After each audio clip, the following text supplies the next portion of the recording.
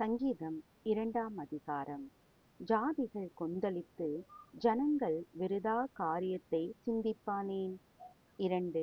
கர்த்தருக்கு விரோதமாகவும், அவர் அபிஷேகம் பண்ணினவருக்கு விரோதமாகவும், பூமியின் ராஜாக்கள் எழும்பி நின்று, அதிகாரிகள் ஏகமாய் ஆலோசனை பண்ணி. 3.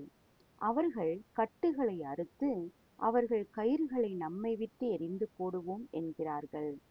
4. பரலோகத்தில் வீற்றிருக்கிறவர் நகைப்பார், ஆண்டவர் அவர்களை இகழ்வார்.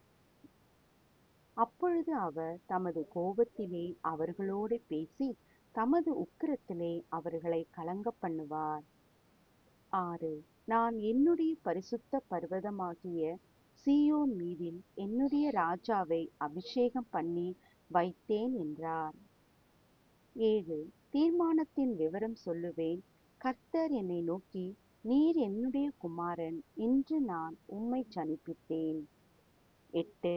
என்னைக் கேளும், அப்பொழுது ஜாதிகளை உமக்கு சுதந்திரமாகவும், பூமியின் எல்லைகளை உமக்கு சொந்தமாகவும் கொடுப்பேன்.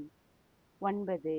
இருப்பு கோலால் அவர்களை நொறுக்கி, குயக்களத்தைப் போல் அவர்களை உடைத்து போடுவீர் என்று சொன்னார். 10. இப்பொழுதும் ராஜாக்களே, உணர்வடையுங்கள், பூமியின் நியாயாதிபதிகளே, எச்சரிக்கையாயிருங்கள். 11. பயத்துடனே கர்த்தரை சேவியுங்கள், நடுக்கத்துடனே களி கூறுங்கள். 12. குமாரன் கோபம் கொள்ளாமலும், நீங்கள் வழியிலே அழியாமலும் இருக்கும்படிக்கு அவரை முத்தம் செய்யுங்கள்.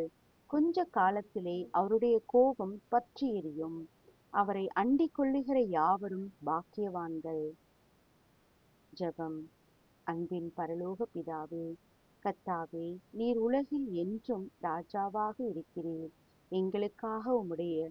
எங்களுக்காக நீர் எப்பொழுதும் பாதுகாவலராய் இரும். உம்மிடத்தில் நாங்கள் எப்பொழுதும் நம்பிக்கையுடன் இருப்போம். பயத்துடனே கர்த்தரை சேவியுங்கள், நடுக்கத்துடனே களி கூறுங்கள் என்ற வாக்கின்படி உம்மை நாங்கள் எப்பொழுதும் பயத்துடன் சேவிக்க, நடுக்கத்துடன் களி கூற உதவி செய்யும். இயேசுவின் நாமத்தில் ஆமென். Praise the Lord.